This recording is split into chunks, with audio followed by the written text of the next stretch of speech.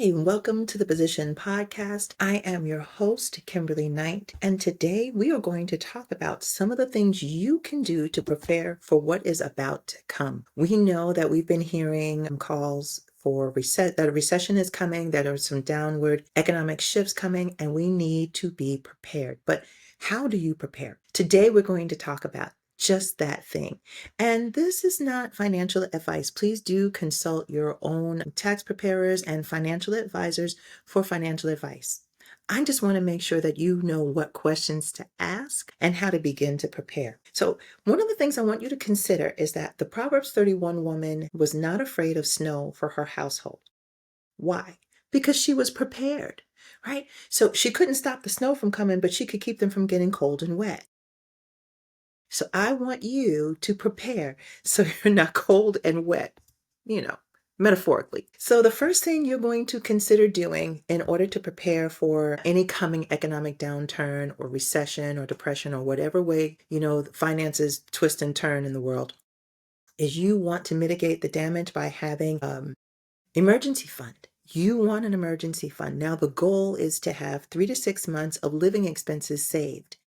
But if you don't have the margin to do that right now, and I can teach you how to make some more money, but if you don't have the margin right now to build a huge emergency fund, you can save some money here and there. Be sure to set aside a little bit out of every paycheck, a little bit out of every client payment, so that you set aside something in case of emergency. Like Grandma would said, your "it just might happen to you" fund. Come on. Come on, right? We know some of us were only one popped tire away from having to go for a payday loan or something like that. Come on, you've got to put away that emergency fund because emergencies can and do happen, even to the body of Christ. So get that done. Start putting that money on the side. And don't just put it, on the side. You want to put it in a high yield savings so that you can get some interest on that money and help your money to grow. Come on through. All right. The next thing you want to do in order to prepare for what may be coming or what changes may be coming economically is to cut all non-essential spending. Okay. So begin to review your monthly expenses. Some of you don't know how much it takes for you to live every month, but you need to review how much you've been spending every month and cut things like unnecessary subscriptions. Cut things like impulse shopping or eating a lot of takeout. Gotta go. Gotta go. And right there, you're going to save some money that you can put aside for your emergency fund. Come on, y'all. Speaking of which, I just said that some of you don't know how much it takes to run your household or how much you're actually spending every month because you haven't done a budget and you're not looking at your spending. If you get it, you spend it. So it comes in on the left hand, you send it out on the right, but you don't know what's going on with your money. It is time now to compute your endurance number. Now, if you've been following me for a while or you've been one of my clients or one of my students, you know one of the things that I love to do is to calculate your exodus number. And your exodus number is how much money you would need to make in your business in order for you to leave your 9 to 5 job and live the way you're living right now. So you'll be able to sustain your lifestyle and leave your 9 to 5 job based on what you're making in your business. So that's your exodus number. I also teach my clients to calculate their John 10:10 number. Now, your John 10:10 number is your abundance number. It's not how you're living, it's how you would like to live. Come on, y'all.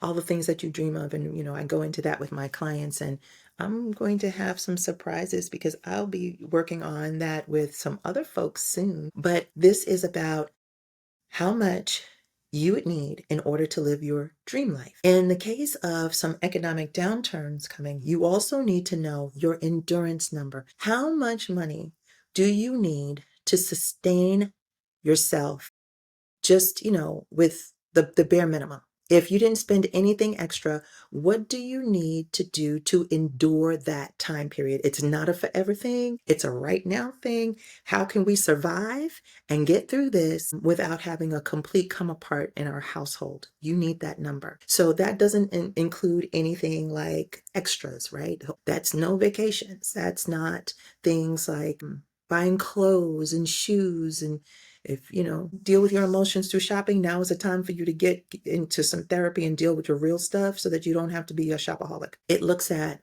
do we really need all 5 major networks or streaming services? You don't. You can survive without them.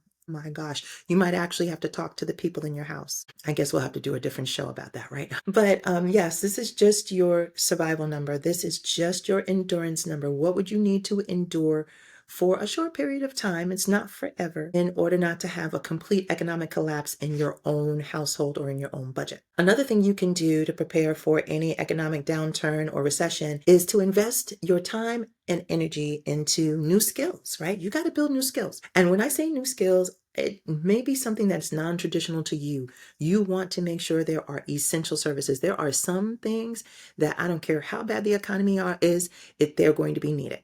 Healthcare, going to be needed. Tech skills, going to be needed for the rest of our lives. Here is something that you may not have thought about: repair skills and trade skills. And here's the thing about, if we have an economic downturn, when it happens, people will not be buying new things. They'll be repairing what they already have. If you have the skill set to do that, guess what you've got? Income. And you can also use that for your own household, right? Which is part of your endurance. Come on, y'all. This is some good stuff, right? So we know tech skills will never go away. They will always be needed.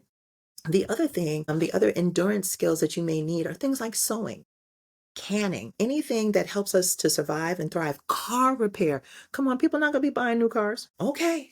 Well, I mean, they might, but it's going to be nice to be able to have that skill set, not only for your use again, but also so that you can use it as a source of income. Come on. Another thing you'll want to do right away is to update your resume, your CV, your LinkedIn, and invest your time and energy into your professional and your personal networks.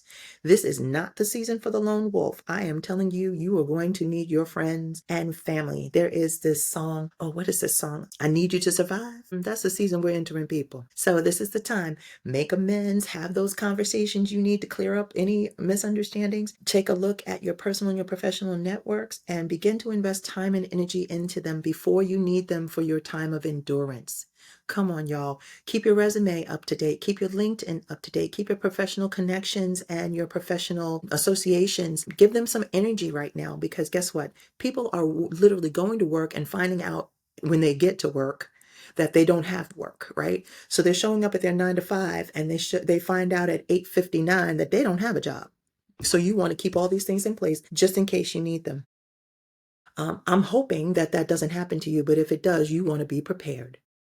Again, this is not the season for the lone wolf. And this is not doom and gloom. This is preparation. This is preparation. Again, that Proverbs 31 woman didn't have to be afraid for her future because she knew who held her future. And the person who holds the future is the Almighty God. And He is telling us to get ready. So it would behoove us to listen and be ready. All right. The other thing you want to do is pay down as much debt as possible, because the last thing you want to do if there's an endurance season that comes is to have to pay debt. So pay down everything you can, everything with high interest rates. Pay it down, pay it off. That money that you're saving by not going to restaurants, use it to pay off your debt. Use it to fund your emergency fund. Pay them off. It'd be one less thing you have to deal with financially should, an economic hardship hit your household. And I want to encourage you, again, this is not financial advice. This is just something that I've seen in my own life work. Paying off the most high interest ones for me worked very well. Paying them off first because they're costing you more, right? And as you free up that income from paying that off, then you can double up on payments on other things. And that's what worked for me. I'm not saying for you to do it. I'm just saying it worked very, very well for me, and helped me to really get a handle on debt. All right, here's something else that you want to do just in case, just to prepare, right? Just to prepare if we see an economic downturn. You want to diversify your income. Ecclesiastes 11:2 says, divide your investments, and if you read it in the New Living Translation, by the way, divide your investments among many places, for you do not know what risk may lie ahead. Whoa. I'm telling you, if there was ever a time for you to diversify your income streams, it is now, right now, o'clock. This is not the time to depend upon your 9 to 5 to fund your household. You need to go ahead and make sure that you have multiple streams of income, multiple ways of making money before you need them. Get them in place.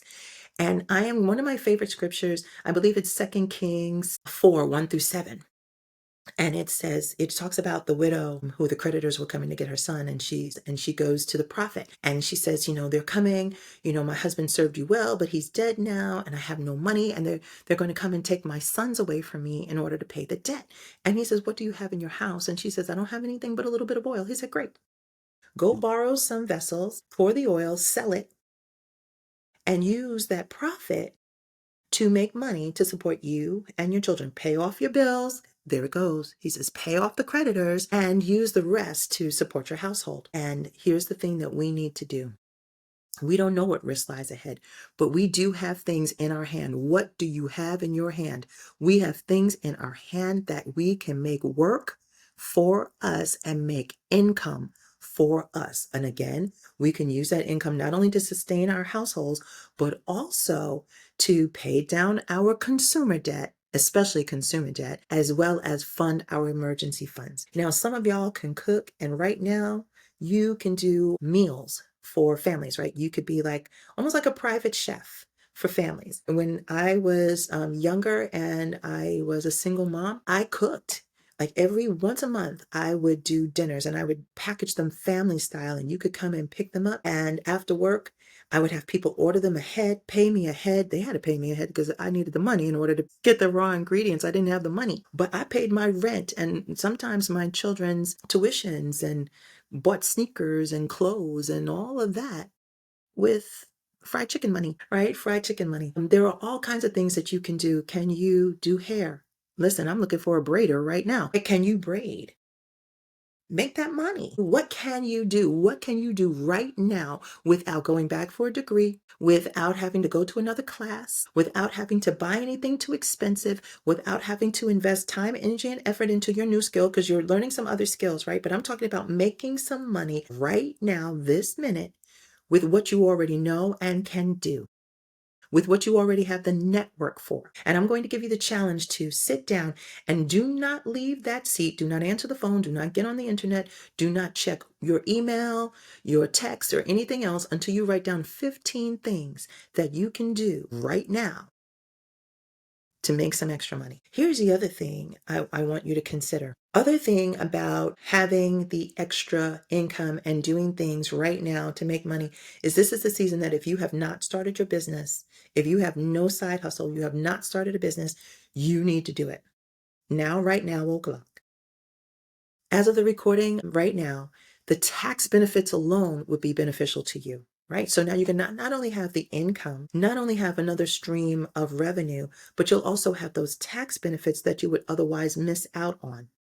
So as of this recording, right, things can change. But as of now, it's a great way for you to add to your family's income. So please do so. Now, these are just a few ideas. There will be some subsequent shows because we need to talk about this. People, I hate to say it, but it seems like it is coming. We may not be able to stop this train, but it doesn't have to run over the top of us. We can get to the point that we can ride the train rather than being stuck under it. All right. Thank you so much for joining us today. There will be more shows about how to prepare for what is coming. I will have some special guests coming up, so stay tuned for those announcements. Be sure to like and tag and subscribe so you don't miss a thing, and share this with a friend because we want to take care of the people around us. All right. Until next time, be wonderfully blessed. Bye now.